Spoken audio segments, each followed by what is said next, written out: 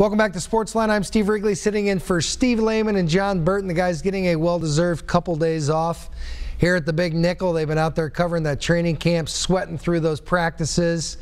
And apparently you guys are taking a vacation from the phones as well. Our number is 615-737-7767. That number again, 615-737-7767. Okay, so we heard Mike Mularkey talk about what he wants out of the Titans in the next couple days when the Carolina Panthers come into town. Doesn't want to see anybody doing anything foolish, any fights, any after the whistle Mularkey, as they say. And he really wants to see the young guys get continuous reps, a big number of reps against a good football team in Carolina. So it's a great way to measure. It's a great measuring stick.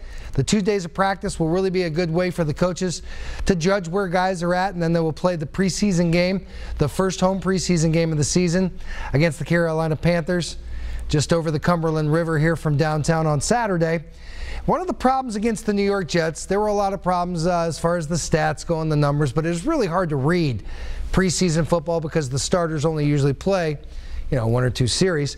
But 7 sacks, that was a big problem. And the offensive line has been a Titans' strength. And when you have running backs like DeMarco Murray, who just made it back onto the practice field after missing 2 weeks, and the beast Derrick Henry, the offensive line is going to be a key. So I think that was just an anomaly. The 7 sacks against the Jets, I don't think that's something that's going to happen with a lot of frequency with this team this football year. But we caught up with Dennis Kelly last night after the night practice in the bubble, and kind of asked him a couple of questions about where the offensive line is and where he thinks they can go. Here's Dennis Kelly talking about the O-line for the Tennessee Titans. How was practice tonight? It was good. I think we came out, we're ready to learn from the mistakes from this past weekend, and I think we definitely took a step forward. It was a good physical practice. Coach said he put the tape on of the game and showed you guys how you did things, and it did work in practice, and yet it didn't work in the game. Mm-hmm. Is everybody kind of overreacting maybe to that game? Because it's not a finished product yet. It was just the first preseason. Right. There's obviously things that we need to clean up, and we know that we can play better than what we showed, and I think that's what we're really just focusing on, is transferring from the practice field onto the game field.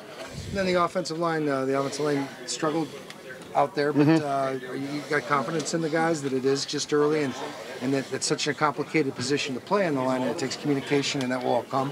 Yeah, absolutely. It's kind of what I just said, is that we've done it in practice for the last 2 weeks, 2.5 weeks. It's just a matter of producing when it's game time, and so fortunate enough, we still have some time to figure that out, a couple more games to get that ready, and we'll be ready. And then you practice with the Panthers for a couple of days. It'd be nice to have somebody to hit besides just your own teammates over and over again. Right. I've had a couple joint practices, and they've always went pretty smoothly. The Hard Knocks one, the Redskins Texans one, was a big brawl, but we haven't had anything. I haven't had anything like that, so it's exciting. It's always a good time to play against other people, kind of see how your techniques work against other guys, and kind of learn off of that. What did Coach Green tell you guys after the game on Saturday, just about maybe a different challenge for this week to kind of improve? He just said the same thing he always says. It's just next day, one play at a time. We can't worry about what happened behind us. We just got to look forward and learn from what happened, but we can't dwell on anything. All right, now one of the bright spots for the Titans was rookie Jayon Brown, a 5th-round draft pick out of UCLA. He was known as a tackling machine in college. He led the Bruins 2 straight seasons in tackles, and he had a great game against the Jets. 4 tackles, 1 for a loss. And when you think about the preseason, I kind of look at it like the preseason is like a pizza. This pizza has the sauce on it. They've tossed the dough through training camp. They've put a little of the sauce around it. Now it's time to add the cheese, and then if you like meat, maybe a little pepperoni, maybe a little mushroom, some anchovies for some of you people that like salt. But there's still a ways to go, so we're kind of adding the sauce this week with the Carolina Panthers in town, but we're going to back up and talk to the rookie that had just a great game, one of the best games for anybody, Jayon Brown against the Jets, which not only was he a tackling machine, but the coaches really liked the way that he works in coverage. So he had a great game, and we caught up with him last night after the practice in the bubble. Here's rookie Jayon Brown. What do you have to do to kind of build on the night you had the other night? Just same thing, just keep learning, keep progressing in this defense and learning the details, so less mental errors in the game and just keep working. Now that you've got, like, I mean, it's a preseason game, but now that you got that first game under your belt, you feel like things will come, I don't want to say easier, but it won't be as, like, it won't be as wide-eyed a little bit? Yeah, definitely. Playing in that first game, you get the first game feelings out, jitters out the way. So coming up this week against Carolina should be more relaxed and more relaxed for the game coming up. How valuable can you guys day off tomorrow, but how valuable can the days Wednesday and Thursday be for you guys to practice against different fronts and stuff? It's huge.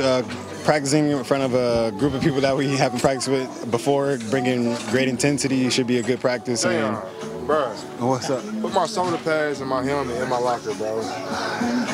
Nah, I'm gonna do it this time. I didn't even have your pads. Hey, that was Josh. Hey, I ain't snitching, but that was Josh. So, and then there's a guy on the other side, Christian McCaffrey, who you saw a couple times in college. Yeah. What can you tell us? What you remember about him and how hard he is? Well, off of college and watching his preseason game last week, fast, elusive, has capability to take it, a home run hitter. So he's quick. He has hands. He can catch very good out the backfield. So he's the whole package. And just facing him this week is going to be a real good challenge. Coach said that it's going to be really nice for the young guys to get these couple days of practice in against somebody else, like that you might get more out of the practice with the Panthers than the actual game. Yeah, the Panthers are a very physical team, and so are we. So it's good to see where we are and to keep competing and getting better. Cam Newton probably won't be out there too much. He might get a little practice action. What do you think about number one and what he does, his skills?